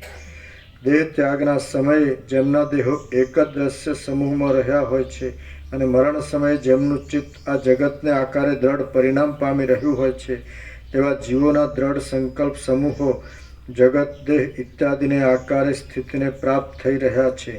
તે સંકલ્પ સમૂહો વિમાન, નગર, ભૂમિ ઇત્યાદિ સ્થિર રૂપથી ચિદાકાશરૂપી કોષની અંદર રત્નની પેઠે નિર્બાધપણે રહેલી છે. પરસ્પર ન દેખાતા અસંખ્ય સિદ્ધ પુરુષોના લોકો આકાશની અંદર સંકલ્પોના સુદૃઢ પરિણામરૂપ જ છે એમ ભાસે છે. એ સિદ્ધ પુરુષોના લોકો અદીઠ છતાં પણ છે અને દીઠ છતાં પણ નથી. તેઓ સુવર્ણ, મણિ, માણિક્ય તથા મુક્તામય એવી ભૂમિ વડે યુક્ત છે. ભક્ષ્ય ભોજ્ય એવા અન્નપાન વડે ભરેલા છે અને રસાયણના સરોવરવાળા છે. મધ, મદ્ય, દહીં, દૂધ તથા ઘી આદિની કૃત્રિમ નદીઓ વડે તેઓ આકુળ છે અને જાણે ચંદ્ર વડે બનાવેલી હોય તેવા સુંદર આકારવાળી વનિતાઓ વડે તેઓ વ્યાપ્ત છે. વળી તેઓ સર્વ ઋતુઓમાં થનારા પુષ્પ, ફળ, પલ્લવ તથા નદી પ્રવાહ વગેરેથી યુક્ત છે અને લીલા વડે ચપળ સ્ત્રીઓથી આકુળ થઈ રહેલા ઘરોવાળા છે. તેમજ સદાકાળ સંકલ્પ માત્રની રચના વડે સિદ્ધ થનારા સર્વ વૈભવોના સમૂહ વડે પણ તેઓ યુક્ત છે. તે કેટલાક લોકોમાં હજારો ચંદ્રબિંબો અને સેંકડો સૂર્ય જોવામાં આવે છે અને કેટલાકમાં જાણે સુવર્ણથી કે અમૃતથી બનાવેલા વેશવાળા જળચર પ્રાણીઓ છે. કેટલાક લોકો પોતાની ઈચ્છા અનુસાર અંધકારમય અને પ્રકાશમય થઈ જાય છે, નિત્ય આનંદમય છે, યથેચ્છ લઈ જવાય તેવા છે અને કપાસના જેવા અતિ હલકા છે. કેટલાક લોકો કલ્પનાના બળથી ક્ષણવારમાં ઉત્પત્તિ તથા વિનાશ પામનારા છે અને કેટલાક અખૂટ તથા સુંદર અન્નપાનવાળા તેમજ જરામરણથી રહિત હોય છે. કેટલાક લોકો વિચિત્ર પ્રકારની રચનાવાળા, વિચિત્ર પ્રકારના વૈભવવાળા, સર્વ ઋતુમાં સર્વ ગુણો વડે રમણીય અને સર્વ કામ વડે પરિપૂર્ણ હોય છે. શાસ્ત્રમાં વર્ણવેલા કલ્યાણકારક સત્કર્મોની ઉપાસનાથી તે લોકના તે ભોગ્ય પદાર્થને આકારે સ્થિર થઈ રહેલા તે પુરુષોના મનનું જ આ સર્વ એક પરિણામ છે, તો એ નિરાકાર માનસિક પરિણામ સ્થૂલભીત આદિરૂપ કેમ બને? માટે હે પ્રિય રામચંદ્રજી, કેવળ બ્રહ્મ માત્ર સ્વરૂપને ધારણ કરનાર આ જગતની અંદર બ્રહ્મ સત્તા સિવાય બીજું કશું પણ સંભવતું જ નથી. જો કાંઈ બીજું હોય તો તે કેવા સ્વરૂપનું છે તે તમે જ કહો. સૃષ્ટિના આરંભકાળમાં જ સૃષ્ટિનું કશું આદિ કારણ જ નથી, તો કારણના અભાવને લીધે જ આ જગત કેવું હોય? અનંત જગતો જેવા પ્રકારે ચિદાકાશની અંદર કલ્પવામાં આવે છે તેવા પ્રકારે તે બ્રહ્મને વિશે ભાસે છે. આમાં શું આશ્ચર્ય છે તે તમે કહો. હે સુશીલ રામચંદ્રજી, હમણાં પણ તમે પોતે અથવા બીજા કોઈ પણ તીવ્ર સંયોગથી ચિદાકાશની અંદર સંકલ્પમય નગરો રચી શકો છો. કદાચિત તેનો એક સરખો અભ્યાસ કરવામાં આવે છે તો દૈવ ઈચ્છાથી તે પોતાનું પૂર્વરૂપ મૂકી દે છે અને થોડા જ સમયમાં ચિદાકાશની અંદર મનોમય દ્રઢ પરિણામને પ્રાપ્ત થઈ જાય છે. જે પુરુષો પૂર્વ સિદ્ધ અનાદિ વસ્તુ અને પોતાના કર્મ આદિ વડે કલ્પિત વસ્તુ એ બંને સત્ય છે એમ દ્રઢ સંકલ્પ વડે સ્વીકારી લે છે, તે પુરુષો જેમ યજ્ઞ આદિ કરનાર પુરુષને અવશ્ય સ્વર્ગ આદિની પ્રાપ્તિ થાય છે તેમ ક્રમે કરી બંનેને પ્રાપ્ત થાય છે. વળી જેની બુદ્ધિ એક વિષયમાં જ સત્યતા માનનાર હોય છે તે એકને જ પ્રાપ્ત થાય છે. જેમ અંદર કલ્પનાના બળથી પુણ્યયોગે નિરંતર સિદ્ધ અવસ્થાનો આવિર્ભાવ પ્રતીતિમાં આવે છે, તેમજ કલ્પનાના બળથી પાપના યોગ વડે નરક આદિ દુઃખોની પણ પ્રતીતિ થાય છે. આ દેહ હો કિંવા ન હો, પરંતુ ચિદાત્મા જેવો દ્રઢ સંકલ્પ કલ્પી લે છે તેવું જ તેના અનુભવમાં આવે છે. કેમ કે સર્વના દેહ તો મનોમય જ છે. બુદ્ધિને સ્થિર કરીને જીવ એક દેહાકારે રહેલા બુદ્ધિ સંકલ્પને જે ભાવને વિશે મૂકી દે છે તે જ ભાવરૂપ બીજી યોનિને તે આકાશની અંદર દેખે છે. હવે આ બીજી યોનિ પણ તેની પોતાની બુદ્ધિના સંકલ્પનું જ એક પરિણામ છે. શુભ સંસ્કારોવાળા પુણ્યાત્મા જીવ શુભ લોકોને દેખે છે અને લાંબા કાળ સુધી અનુભવે છે, ત્યારે અશુભ સંસ્કારવાળો પાપી જીવ લાંબા સમય સુધી અશુભ લોકને દેખે છે અને અનુભવે છે. વસ્તુતઃ જોતા એ જીવ અને તેને અનુભવમાં આવતા શુભ અશુભ લોકો એ બંને ચિદાકાશ રૂપ છે. શુદ્ધ પુણ્યાત્મા જીવ સિદ્ધ નગરોને દેખે છે અને અનુભવે છે, ત્યારે અશુદ્ધ પાપી જીવ નરકોની અંદર અતિ દુઃખોને અને અશુદ્ધ પદાર્થોને દેખે છે તથા અનુભવે છે. તેને નરકની અંદર પાષાણવાળા બે પર્વતરૂપી ઘંટીના પડની વચ્ચે આવીને દળાઈ જવું પડે છે અને પુનરુદ્ધારથી રહિત અંધકૂપમાં પડવું પડે છે. તેમાં અતિ દારૂણ શીત વડે શરીર પથ્થર જેવું જડ થઈ જાય છે અને પિશાચોથી તથા અંગારાથી ભર્યા ભરપૂર એવા અનંત નિર્જળ માર્ગમાં પથિક રૂપે ચાલવું પડે છે. તેમાં ધગધગતા અંગારારૂપી વાદળામાંથી નીચે પડતા અંગારાના વરસાદનો અનુભવ થાય છે અને તપેલ બાણોના સમૂહની દુઃસહ વૃષ્ટિની દારૂણ પીડા થાય છે. તેમાં પાષાણો, ચક્રો અને તલવારોને પ્રવાહરૂપે વહ્યા કરતી નદીઓવાળા આકાશમાં ઘૂમવું પડે છે અને વક્ષસ્થળમાં મારેલા વાદળા જેવા શાંત તથા વિશાળ કુહાડાઓના પ્રહારથી છાતીને ચીરાવવી પડે છે. તેમાં તપાવેલી લોઢાની પૂતળીઓ તથા શૂળો આદિનું કઠિન આલિંગન લેવું પડે છે. તેમજ છમ છમ એવા શબ્દો સાથે તેમની સાથે અને શરીર સાથે ચોંટી જવું પડે છે. વળી મોટા કડકડાટીના શબ્દવાળા શસ્ત્રો વડે અને યંત્રો વડે તેમાં કચરાઈ જવું પડે છે, તેમજ પીડાવવું પડે છે. તેમાં ચક્ર, વજ્ર, ગદા, ભાલા, શૂળ, તલવાર અને બાણોની વૃષ્ટિ સહેવી પડે છે. તીક્ષ્ણ કાંટાવાળા શાલમલી વૃક્ષને ભેટવું પડે છે, પાશથી બંધાવવું પડે છે અને સેંકડો તીક્ષ્ણ શક્તિઓના પ્રહારો ખંભવા પડે છે. તેમાં તપાવેલી રેતીના સમૂહમાં પડવું પડે છે, પાતાળમાં ડૂબવું પડે છે, દીપકના આકારે છુપા રહેલા ઉલ્કાના અગ્નિનો ભય રાખવો પડે છે અને મોટા મોટા કાગડાઓથી ઠોલાવવું પડે છે.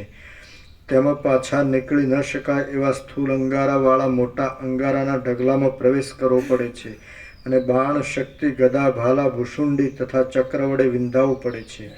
તેમાં ભૂખથી ક્ષોભ પામેલા ક્રૂર પ્રેતોના સમૂહો એકબીજાના શરીરોને ખેંચે છે અને તેમને ચાવી ખાય છે. તેમાં તાડથી પણ ઊંચા પ્રદેશ ઉપરથી અતિ કઠિન શિલા પ્રદેશ ઉપર પડવું પડે છે. તેમાં રુધિર તથા અપવિત્ર પદાર્થો રૂપી કાદવ વડે ભરેલી પરુણી નદી આદિની અંદર મોટા સંકટને અનુભવવું પડે છે. તેમજ શિલામય અને શસ્ત્રમય ઘોડાઓના તથા હાથીઓના ચરણરૂપી પાષાણ વડે પીસાઈ જવું પડે છે. તેમાં ગુફાઓ જેવા અંધકારમય પ્રદેશમાં ગુવડો પોતાના દેહને ચીરી નાખે છે અને મનુષ્યોના સમૂહો મુશળોનો પ્રહાર કરે છે. વળી તેમાં મસ્તક, હાથ, પગ, ખરી તથા કાંધ આદિ અવયવોને ફાડી ખાવામાં તત્પર થઈ રહેલા ગીધ પક્ષીઓના સમૂહનું દુઃખદાયી દર્શન થાય છે. અમુક દુષ્કર્મથી અમુક અશુભ ફળ પ્રાપ્ત થાય છે એવા પ્રકારની ભાવના પહેલાં એવા અનેક જન્માંતર રૂપી પ્રદેશમાં વારંવાર થયેલા અનુભવ વડે દ્રઢ બંધાઈ ગયેલી હોય છે. આ ભાવનાને લીધે પોતાનો આત્મા જ તે નરકના આકારે વિસ્તારને પ્રાપ્ત થઈ જાય છે અને તે ફળરૂપે નિર્વિવાદપણે પોતાના સ્વરૂપને દેખે છે. જે કોઈ દેહ ઇત્યાદિ કોઈપણ વખત ચિત્તરૂપ આકાશની અંદર ભાસે છે અથવા તો જે નથી ભાસતું અથવા જે અપૂર્વ ભાસે છે તે સર્વ ભ્રાંતિરૂપ કલ્પનાને લીધે ભાસવાથી મનોમય છે. છતાં પણ તે ઘણા લાંબા સમયથી અનુભવેલા દ્રશ્ય પ્રપંચમાંથી સ્વેચ્છા વડે જ કોઈ કાળે પ્રચલિત થાય છે. શ્રી યોગ વાસિષ્ઠ મહારામાયણમાં નિર્વાણ પ્રકરણના ઉત્તરાર્ધનો ભાસની જીવન મુક્તિ અને અવિદ્યાનું વર્ણન નામનો સર્ગ 160મો સમાપ્ત. સર્ગ 161મો પરમાત્મામાં જગતની ભ્રાંતિ. આ 161મા સર્ગમાં ચિન્માત્ર તત્વની કેવળ પ્રતિભારૂપા આશ્ચર્યમય જગત પરમાત્માની અંદર અજ્ઞાનને લીધે ભ્રાંતિ વડે ભાસે છે તેનું બીજું કાંઈ કારણ નથી. જેનું જ્ઞાન થતાં તે બ્રહ્મરૂપ જણાય છે એ વિશે વર્ણન કરવામાં આવશે. રામ બોલ્યા, એ મુનિને અને વ્યાધને નાના પ્રકારની જે સેંકડો દશાનો અનુભવ થયો તેનું કોઈ બીજું કારણ હશે કે સ્વાભાવિક જ તે પ્રમાણે થયું તેમ થયું હશે? વશિષ્ઠ બોલ્યા, પરમાત્મા રૂપી મહાસાગરની અંદર એવી પ્રતિભાવરૂપી અનેક ચકરીઓ નિરંતર પોતાની મેળે જ થતી રહે છે અને તે ચિદાકાશરૂપ છે. પોતાના આત્માની અંદર જ તેની વિવર્ત રૂપે પ્રતીતિ થાય છે. જે ચલન શક્તિવાળા ચપળ વાયુમાં કાંઈ ચપળતા નિરંતર ઉદય પામતી રહે છે તેમ ચિદાકાશમાં સત્ય આત્માના ચેતનપણાને લીધે નિરંતર અનેક પ્રતિભાવો ઉદય પામતી રહે છે અને તે પદાર્થોના આકારે ભાસતી એક સ્ફૂર્તિ જ કહેવાય છે. આ ચિદાકાશમાંથી ઉદય પામતો પ્રતિભાનો પ્રકાશ એક તેના અવયવ જેવો જ છે અને તે જ્યાં સુધી બીજી બળવાન પ્રતિભા વડે પરાભવ પામતો નથી ત્યાં સુધી તે તેવા જ પ્રકારે અહીં અનુભવમાં આવે છે. જેમ નાના પ્રકારના અવયવોવાળો અવયવી એક જ હોય છે તેમ અહીં આ સર્વ ચિદાકાશ બ્રહ્મના જ અવયવો છે અને તે અવયવી રૂપે એક જ છે. આ સર્વ પ્રતિભાનું મૂળ અધિષ્ઠાન બ્રહ્મ જ છે. ચિદાકાશરૂપ આત્માની અંદર કેટલીક પ્રતિભાઓ સ્થિર હોય છે અને કેટલીક અસ્થિર પણ હોય છે. જેમ દેહની અંદર પિંડ, હાથ તથા પગ આદિ આકારોની અવસ્થા સ્થિર છે અને તેની અપેક્ષાએ ઉન્મેષ, નિમેષ આદિ અવસ્થાઓ અસ્થિર છે, તેમજ ચિદાત્માની અંદર પણ સ્થિર અસ્થિર પ્રતિભાવોની સ્થિતિ છે. પોતાના આત્માની અંદર ભાસતા સ્વપ્નનગરની પેઠે આ દ્રશ્ય પણ ચિદાકાશની અંદર એક તેના ચમત્કાર રૂપે ભાસે છે. તેમાં સાર શો હોય, અસાર શો હોય, સત્ય શું હોય અને અસત્ય શું હોય? દ્રશ્યનું વાસ્તવ સ્વરૂપ ઓળખવામાં આવે તો સર્વ ચિદાકાશ રૂપ છે અને અજ્ઞાનીઓની દ્રષ્ટિએ જોતા તે જગતરૂપ દેખાય છે. તેને શું સત્ય કહી શકાય કે અસત્ય કહી શકાય? તે તો અનિર્વચનીય છે. આ સર્વ ચિદાકાશનો જ એક વિવર્ત છે, તેથી ચિદ્રૂપ છે. આ સર્વ પ્રકારે મંગળમય સંસારની અંદર આસ્થા અનાસ્થા આદિનો વિચાર કેવો હોય? આથી હે તત્વજ્ઞ પુરુષો, તમે યથાસ્થિત સ્વરૂપનો આધાર લઈ સ્થિર થઈને રહો. સમુદ્રમાંથી જેમ અનેક પ્રકારના તરંગોનો આવિર્ભાવ થતો રહે છે તેમ પ્રકાશરૂપ પોતાના આત્મામાંથી કાર્યકારણ રૂપે અનેક પ્રતિભાવોના આકારોનો ઉદય થતો રહે છે અને તે આકારો પોતાના સ્વરૂપથી અભિન્ન છે. પોતાના સંકલ્પની પેઠે અને સ્વપ્ન સૃષ્ટિની પેઠે જે કાંઈ પોતાનો એક વિલાસ છે તેને આત્મા જગતરૂપ સમજે છે, તો પછી પૃથ્વી આદિ ક્યાંથી હોય અને કેવા હોય? એવી રીતે આ બ્રહ્મ આરોપિત રૂપે ભાસે છે અને અધિષ્ઠાન દ્રષ્ટિથી જોઈએ તો કશું પણ ભાસતું નથી. બ્રહ્મ પોતાના સ્વરૂપની અંદર પોતાની મેળે જ અવિદ્યાને નામે રહ્યું છે. ચિદગન આત્મ સ્વરૂપમાં પૃથ્વી આદિ વડે ઘટ્ટપણું સંભવતું નથી, પણ સર્વ જગત ચિદાકાશરૂપ છે. આ જ પરમબોધ છે અને ભૂમિકાના અભ્યાસ વડે તે સ્થિતિમાં દ્રઢ રહેવું તે જ મુક્તપણું છે. આકાશમાં ભાષા કરતા શ્યામપણાની પેઠે આ દ્રશ્યરૂપી બ્રહ્મ ચિદાકાશની અંદર આરોપિત રૂપે રહેલા અજ્ઞાનનું અવલંબન કરીને વિસ્તરી રહેલો છે અને નિર્વિકાર નિરાકાર આ શાંત બ્રહ્મ જ જગતના આકારે ભાષા કરે છે. ધ્યાન કરનાર અને નિર્વિકલ્પ સમાધિમાં સ્થિતિ થવાને લીધે જેનો દેહભાવ મુકાઈ ગયો છે એવો તત્વજ્ઞ પુરુષ ક્ષણવાર ચિન્માત્ર સાક્ષીરૂપ થઈ રહે છે, ત્યારે તેને ક્યાં જગતની પ્રતીતિ થાય છે તે તમે જ કહો. ચિદાકાશરૂપી ધાતુનો જે ભાગ જ્યાં જ્યાં જેવા જેવા પ્રકારે ભાસે છે ત્યાં ત્યાં તેવા પ્રકારે તે સ્વભાવે જ થઈ રહે છે. દ્રશ્યની ભ્રાંતિ આકાશવત શૂન્ય છે, છતાં જન્મથી તિમિર રોગવાળા પુરુષને દેખાતા બે ચંદ્રમાની ભ્રાંતિના દોષની પેઠે અવિચારી પુરુષમાં તે શાંત થતી નથી. વસ્તુતઃ જોઈએ તો જે કાંઈ આ દેખાય છે તે નિર્વિકાર બ્રહ્મરૂપ છે, અનાદિ છે, અનંત છે અને ચિદાકાશરૂપ છે. તો તે કેવી રીતે ભ્રાંતિને પ્રાપ્ત થાય અને શું સમી જાય?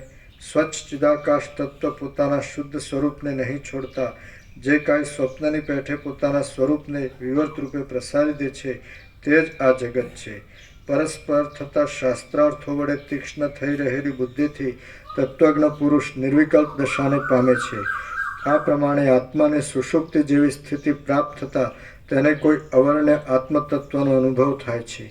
તમારી દ્રષ્ટિમાં અવિદ્યા જગતને આકારે દ્રઢ થઈ રહેલી છે અને સંકલ્પ બળથી અવ્યભિચારી ભાસે છે, પણ જેમ નદીની અંદર કોરી જમીન ન હોય તેમ તે અમારી દ્રષ્ટિમાં સાવ છે જ નહીં. જેમ સ્વપ્નની અંદર અનુભવમાં આવતી પૃથ્વી મિથ્યા હોવાથી કોઈ જગ્યાએ રહી નથી, તેમાં દ્રશ્ય સમૂહ પણ અનુભવમાં આવવા છતાં મિથ્યા હોવાથી નથી. જેમ ચિદાકાશ જ સ્વપ્નની અંદર રૂપ આદિ વિષયના આકારે તથા તેનો પ્રકાશ કરનાર ચક્ષુઆદિ ઇન્દ્રિયોના આકારે જાણે થઈ રહેલું હોય તેમ ભાસે છે, તેમજ જાગ્રત અવસ્થામાં પણ જગત જાગ્રતના સાક્ષીરૂપ તે ચિદાકાશનું સંપૂર્ણ સ્વપ્રકાશ સ્વરૂપ જ જાગ્રતના આકારે થઈ રહેલું ભાસે છે. આ જાગ્રત છે અને આ સ્વપ્ન છે એવી જે ભિન્નતા ભાસે છે તે સત્ય અધિષ્ઠાન વસ્તુની અંદર અનુભવ વડે નિઃશેષપણે સમાન દેખાતી આ બંને અવસ્થામાં નથી.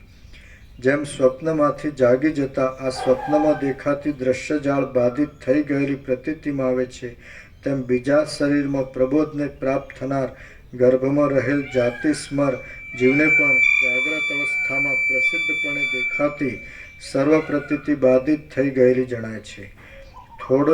થોડો કાળ રહેનાર અવસ્થાને સ્વપ્ન કહેવામાં આવે છે અને વધારે કાળ રહેનાર અવસ્થાને જાગ્રત રૂપ ગણવામાં આવે છે. બાકી એ બંનેનો અનુભવ એક સરખો જ છે, તેથી તે બંને અવસ્થા સરખી જ છે. જેવો અનુભવ બહાર જાગ્રતમાં થાય છે તેવો જ અનુભવ અંદર સ્વપ્નમાં પણ થાય છે. આમ સર્વ પ્રકારે ગુણની સમાનતાને લીધે જાગ્રત અને સ્વપ્ન એ બંને અવસ્થા જાણે એક જોટો હોય તેવી છે. તેમાંથી એકેનું ન્યૂન અધિકપણું કહી શકાતું નથી. જેવી જાગ્રતની સ્થિતિ છે તેવી જ સ્વપ્નની સ્થિતિ છે, અને જેવી સ્વપ્નની સ્થિતિ છે તેવી જ જાગ્રતની પણ સ્થિતિ છે. કાળે કરીને એ બંને અવસ્થા અસત્ય નથી એવું બુદ્ધિના અનુભવમાં આવે છે. સત્ય નથી.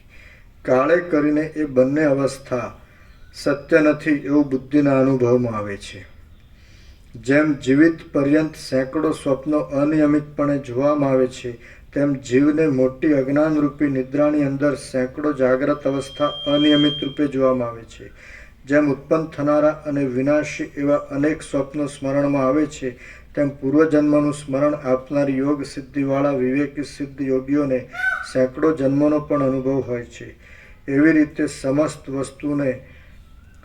વસ્તુને સમાન રીતે ધારણ કરી રહેલા અને સમસ્ત વસ્તુના અનુભવરૂપ એવા આત્માની અંદર સ્વપ્નની પેઠે જાગ્રતનો અને જાગ્રતની પેઠે સ્વપ્નનો અનુભવ થાય છે. જેમ જગત અને દ્રશ્ય એ બંને શબ્દ એક અર્થના વાચક છે, તેમ જાગ્રત અને સ્વપ્ન એ બંને શબ્દ પણ બ્રહ્મરૂપ એક જ અર્થના વાચક છે. જેમ વિશાળ સ્વપ્નનગર ચિદાકાશરૂપ છે, તેમાં જગત પણ ચિદાકાશરૂપ છે. તો પછી અવિદ્યા ક્યાં રહે અને શી રીતે દેખાય?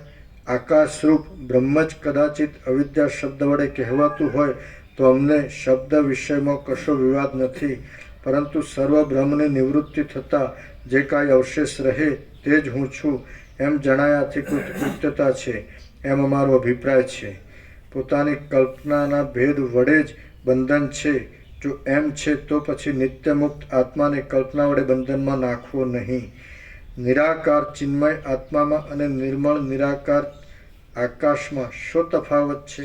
નિરાકાર આત્માને દ્રશ્ય નામને ધારણ કરી રહેલ અવિદ્યારૂપી એક ચિદાકાશમાં બંધ અથવા મોક્ષ ક્યાંથી હોય?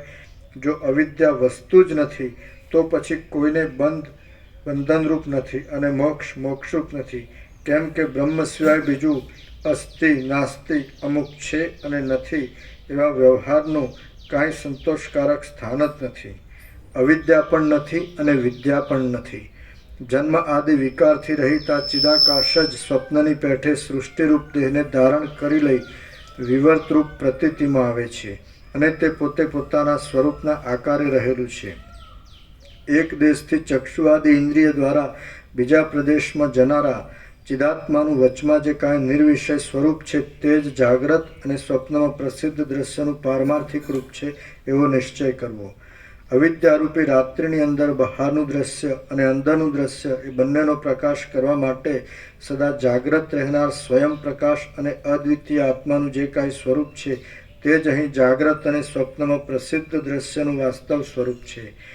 જાગ્રત અને સ્વપ્ન એ બંનેના ભેદનો અનુભવ થવો તે પણ એક કલ્પના છે. તે તેના સાક્ષી વડે જણાયાથી સાક્ષી ચૈતન્ય રૂપ છે એમ તમે સમજો. બાકી ચિદરૂપ સાક્ષી ચૈતન્યમાં ભેદનો અનુભવ કરનાર કોઈ નથી. કેમ કે ત્રણેય અવસ્થામાં અનુગત એવા સાક્ષી ચૈતન્યના અંતને બીજો કોણ જોઈ શકે? અભેદ બુદ્ધિ અને ભેદ બુદ્ધિ એ બંને ચિદરૂપ છે. જ્યારે એમ છે ત્યારે પછી દ્વૈત અને અદ્વૈત એ બંને શાંત નિર્વિકાર એક બ્રહ્મરૂપ જ સિદ્ધ થાય છે. જેમ બ્રહ્મનો સદ અંશ બોધરૂપ પણ છે અને તેમ ગ્રાહ્ય રૂપ પણ થઈ રહેલો છે, તેમ દ્વૈતનો અનુભવ કરનાર સાક્ષી ચૈતન્ય એક જ દ્રષ્ટારૂપ અને દ્રશ્યરૂપ થઈ રહેલું છે. જ્યારે સદ વસ્તુ સર્વદ્વૈત પ્રપંચ રૂપે ભાસે છે ત્યારે સિદ્ધ જ થાય છે કે ચિદાકાશ જ દ્વૈતરૂપ અને અદ્વૈતરૂપ છે. સૃષ્ટિ પરબ્રહ્મરૂપ છે અને દ્વૈત અદ્વૈત પણ સત્ય પરબ્રહ્મરૂપ છે એમ પ્રથમ નિર્ણય કરી લેવો. પછી નેતિ નેતિ ઇત્યાદિ વાક્યબળથી સર્વદ્વૈતનો ત્યાગ કરી દેવો. આમ ચારે બાજુ પ્રકટ રૂપે દેખાતા પ્રત્યેક આત્મારૂપી ચિદાકાશની અંદર શિલાના જેવા સ્થિર એકરસપણાને ધારણ કરી લઈ તમે સ્વસ્વરૂપમાં સ્થિર થઈને રહો. હે મહાભાગ્યશાળી! આ પ્રમાણે ચિન્મય બ્રહ્મની અંદર શિલાની પેઠે પરમપદમાં સ્થિરતાથી એકરસ રૂપે રહીને તમે તમારા તથા વર્ણાશ્રમ ધર્મના ક્રમને અનુસરો. લૌકિક સ્થિતિનું ઉલ્લંઘન ન કરતા પોતાના વૈભવ અનુસાર સુખથી ઈચ્છા પ્રમાણે વિષયનો અનુભવ કરો, વિહાર કરો, ખાનપાન કરો અને પોતાના સંબંધી વર્ગ તથા બ્રાહ્મણ વર્ગ આદિને સુખથી જ જમાડો. શ્રીયોગ વાસિષ્ઠ મહારામાયણમાં નિર્વાણ પ્રકરણના ઉત્તરાર્ધનો નિર્વાણ વર્ણન નામનો સર્ગ 161મો સમાપ્ત. આમાં બહુ સરસ છે, સહજ છે. એટલે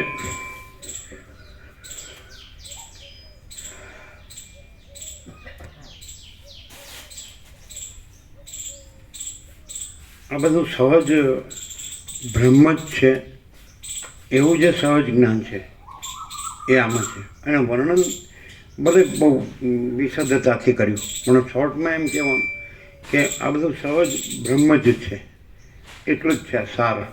શોર્ટમાં કહીએ તો આ બધું સહજ બ્રહ્મ છે. બસ બ્રહ્મ એટલે માની લો કે કંઈ હું આ જન્મ્યો છું કે આ જગત છે કે એવો ભ્રમ થયો તો એની અંદર આટલું જ જાણવાનું છે. એટલે બસ એટલે અમને કહે છે કે જન્મથી મનુષ્ય આ આત્મજ્ઞાન પ્રાપ્ત કરી લેવું જોઈએ. 7-8 વર્ષના બ્રહ્મચારી બટું કે આત્મજ્ઞાન પ્રાપ્ત કરી લેવું છે. એટલે કહેવાનું શું કે આ બધું બ્રહ્મ છે, બસ એટલું જ જાણવાનું છે. એટલે કેમ જાણવાનું છે? આ ભ્રમ થયો છે એટલે કે હું આ જન્મ્યો છું ને આ જગત છે અથવા દ્રશ્ય છે. તો આ જાણી લે કે આ બધું બ્રહ્મ છે, સહજ બ્રહ્મ છે, બસ. બીજું પછી એ જાણવાનું પણ નથી. ભ્રમ નથી એટલે જાણવા પણ નથી. ભ્રમ સાપેક્ષ જાણવું પણ છે કે આ બધું બ્રહ્મ છે. આ અમારે ઇન્નેટ હતું, બે જ શબ્દો જ હતા, બ્રહ્મ અને ભ્રમ. એટલે બ્રહ્મ છે અને ભ્રમ નથી. એટલે આજે જે નહોતું એવો ભ્રમ છે ને, જે નહોતું એવું બ્રહ્મમાં તો કાંઈ થતું નથી, એ તો અખંડ બ્રહ્મ છે. તો એવું આમ કે હું મારો આ જન્મ થયો છે એ ભ્રમ સાપેક્ષ કે આ બધું સહજ બ્રહ્મ છે, બસ. પણ એ પછી આ નથી, ભ્રમ નથી એટલે એ જાણવા પણ નથી. બ્રહ્મ તો બ્રહ્મ છે, બ્રહ્મ તો બ્રહ્મ છે. એટલે બહુ સરળ છે આ યોગ એટલે બહુ સરળ, પણ વિશદતાથી એના વર્ણન કર્યું છે. કેમ? કારણ કે ભ્રમ અનેક જાતના સંભવે ને, એટલે એ અનેક જાતના ભ્રમના નિરસન માટે અનેક પ્રકારે કીધું છે, બીજું કાંઈ નહીં. પણ એ કાંઈ જરૂર નથી. એમ આ બધું સહજ બ્રહ્મ છે તો બહુ બધું આવી ગયું, પૂર્ણવિરામ. એને બીજું કંઈ જાણવું પણ નથી, બહુ સહજ. ચાલો લઈએ આગળ.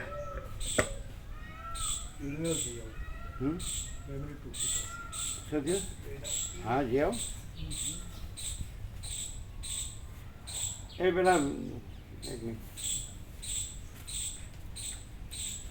ગોવિંદ પ્રભુ હશે ને, એને કહેજો કે પેલા બોક્સ છે ને 3 એન્શ્યોર ના આનંદ પ્રભુને આપણને આપજો.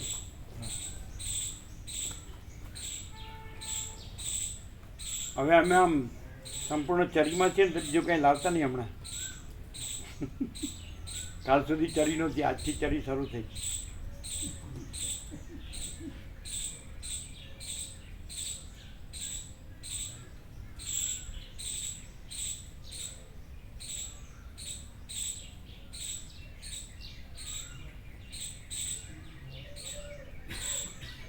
એટલે મેઘરાજ આ વ્યાપક છે વરસાદ. ક્યાં ક્યાં? એના ઉત્તરમાં બોલે છે ને, દિલ્હી બાજુ ને નહીં, ઉત્તરમાં છે ને.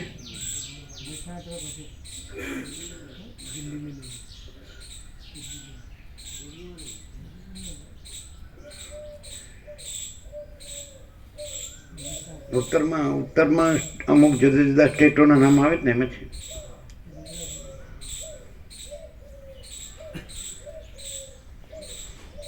કંઈ યુદ્ધના એલાન જેવું પણ છે નહીં? યુદ્ધના એલાન જેવું છે ને. હજી આમ શરૂઆત નથી થઈ નહીં, આજકાલમાં એવું લાગે નહીં. હા, આનંદ પ્રભુના. આ તમે હવે પ્રસાદ થઈ ગયો, સદુપયોગ કરજો.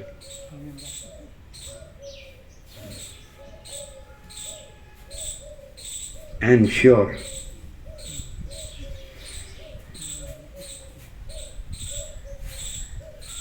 આજકાલમાં થાય એવું એલાન છે, એલાન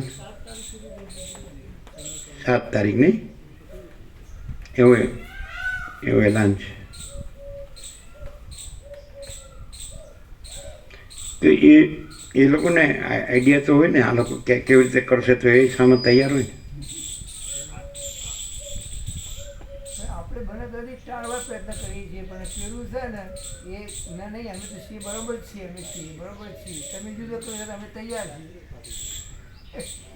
એટલે રાહ જોઈએ છે મોટી, રાહ જોઈએ છે કોઈ ના યુદ્ધ થાય તો સારું. એવું નથી, એ હિંસા તો બરોબર ન જ કહેવાય ને. જે નિર્દોષોની જે હિંસા કાયમ થયા કરે, એટલે જે વર્લ્ડના લોકો છે કોઈ પસંદ ન કરે. એ જીવોને જીવવા દે તો નેચરલ. ધારો કે બધાનો જન્મ છે એ નેચરલ છે, બધાનું જીવન પણ નેચરલ છે, અને બધાનો ડેથ પણ નેચરલ છે. કોઈએ કાંઈ એમાં કરવાનું નથી. બધાનો જન્મ કોઈ કરતું નથી, બધાનું જીવન કોઈ કરતું નથી, અને બધાનો મૃત્યુ કોઈ કરતું નથી. સમજે છે ને? એટલે એ જે નેચરલ છે એમાં કૃત્રિમતા કરવાની જરૂર છે, હસ્તક્ષેપ ઇન્ટરફિયર કરવાની. જેને તમે નેચર કહો છો, પ્રકૃતિ કહો, જે કહેતા હોય, આ સૃષ્ટિ કહો છો, તો બધું નેચરલ છે, કોઈ કરવાનું નથી. નહીં સમજ? દાખલા કે આ ક્ષણે આ દેહ શાંત થવાનો હોય એ નેચરલ છે. એક કીડી છે, કોઈ પણ કાંઈ પણ, સમજે છે? તો કોઈએ કરવાનું નથી એમ કહેવાનું, સમજે? જેમ જન્મ છે એ કોઈ કરતું નથી અને થાય છે, એમ જીવન એ કોઈ કરતું નથી અને થાય છે. એવી રીતે જીવન પૂરું થાય કોઈ કરતું નથી, એ થાય છે એમ. પણ એમ કે નાશ કરવો એ કંઈ હેતુ નથી એમ, સમજાય? ઈચ્છીને કંઈ થતું નથી એમ, નેચરલી બધું થાય.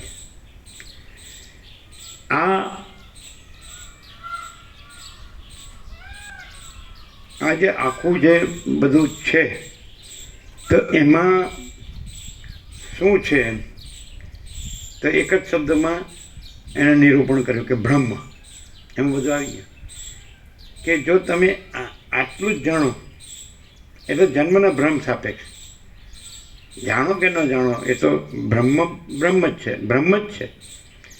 તો આ બધું સહજ બ્રહ્મ છે એ જાણનાર માણસ એ પછી આ બધું સહજ બ્રહ્મ છે એવી રીતે જીવે તે બ્રહ્મરૂપ જ છે. કારણ કે બધું બ્રહ્મ છે એટલે એવી રીતે જીવનાર પણ બ્રહ્મ છે, એ કાંઈ જુદું નથી કોઈ. એટલે જ્ઞાન અજ્ઞાનમાં આટલો જ ડિફરન્સ છે. જ્ઞાન શું છે કે બધું સહજ બ્રહ્મ છે, સમજાય? અને એમાં અજ્ઞાન સંભવતું નથી. બ્રહ્મ તો પોતે જ જ્ઞાન છે, પોતે જ જ્ઞાન છે, એટલે અજ્ઞાન સંભવતું નથી. પણ આ જે હું જન્મ્યો છે ભ્રમ છે એ અજ્ઞાન છે. અને પછી આ બધું સહજ બ્રહ્મ છે એ જ્ઞાન છે. પછી એ બ્રહ્મમાં પોતામાં જ્ઞાન નથી ને અજ્ઞાન નથી. બ્રહ્મ સાપેક્ષ જ્ઞાન અજ્ઞાન છે. આ ભ્રમ છે કે હું જન્મ્યો છું, તો બ્રહ્મ તો જન્મતું નથી, એમાં તો જન્મનો ભ્રમ નથી. એટલે જન્મના ભ્રમ સાપેક્ષ જ્ઞાન અજ્ઞાન છે. બાકી બ્રહ્મમાં જન્મનો ભ્રમ નથી એટલે એના સાપેક્ષ જ્ઞાન અજ્ઞાન પણ નથી. સમજે? આનું પ્રયોજન ક્યાં આવે છે કે જન્મના ભ્રમ સાપેક્ષ ક્યાં આ બધું સહજ બ્રહ્મ છે, તો બ્રહ્મમાં તો જન્મનો ભ્રમ નથી. બસ ચાલે. પછી જ્ઞાન નથી ને અજ્ઞાન નથી, અને આ બધું સહજ બ્રહ્મ છે. એવી રીતે આ થોડું એમ કે વિવેક શક્તિ માગી દે. આપણે આમ જગતમાં જોઈએ છીએ કે ધારો કે એક ક્લાસ હોય ને એમાં 50 વિદ્યાર્થીઓ છે, એકનો પહેલો નંબર આવે, એકનો 25મો આવે, એકનો 50મો આવે, એવું આવે જ ને. એટલે એ ગમે તે હોય, પણ એ બધું ભ્રમ સાપેક્ષ છે. આવો ભેદ બ્રહ્મમાં નથી, એ તો પૂર્ણ જ છે. પણ એ પૂર્ણ આજે આપણે જોઈએ કે કોઈને કોઈ લાઈન લેવી હોય તો એને અમુક તો પર્સન્ટેજ લાવવા જ પડે, અને બધાને એટલા પર્સન્ટેજ નથી આવતા. અથવા તો સામે એટલી સ્કૂલો હોતી પણ નથી, આવે પર્સન્ટેજ તો પણ એવું બધું. પણ આમાં એવું નથી. આમાં તો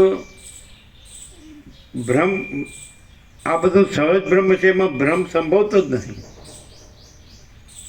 એટલે આની અંદર કોઈ વધારે કે કોઈ ઓછું એવું આમાં ના ગણાય. અધિકારી ન અધિકારી, ઓછો અધિકારી, ઉત્તમ મધ્યમ કનિષ્ઠ એવું નહીં, કોઈ ભેદ નથી. કારણ કે બ્રહ્મમાં કોઈ ભેદ નથી.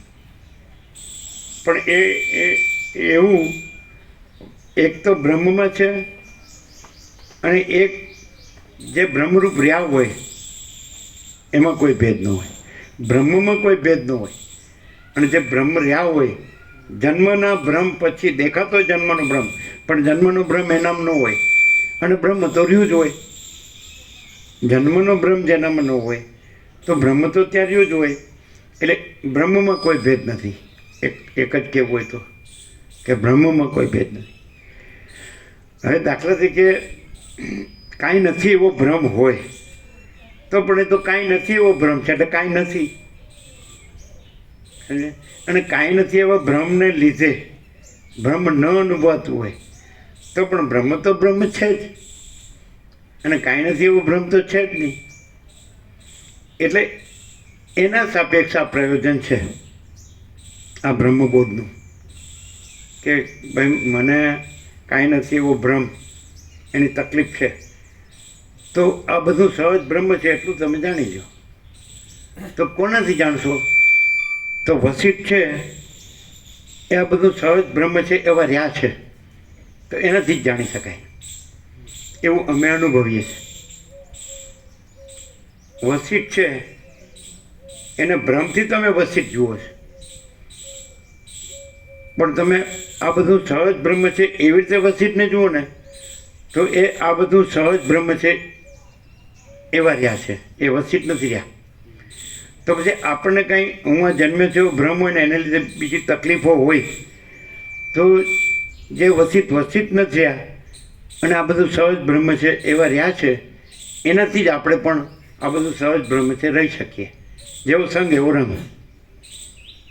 વસિષ્ઠ આપણે વસિષ્ઠનો સંગ નથી કરતા, આ બધું સહજ બ્રહ્મ છે એ આપણું સ્વરૂપ બધાનું બધું એક જ સ્વરૂપ છે. એટલે કેમ? કારણ કે હું જન્મ્યો છું ભ્રમ છે ને એની મને તકલીફો છે, સમજે? જન્મ સાથે જ પછી જન્મના ભ્રમ સાથે બીજા ભ્રમોની તકલીફો છે જ. પણ જેને જન્મના ભ્રમની તકલીફ ન હોય તો આ બધું સહજ બ્રહ્મ છે એ તો રહ્યું જ છે. એટલે એવાનો સંગ કરવો પડે. એવો અમારા સંપૂર્ણ સ્વરૂપમાં એક આવી ગયા.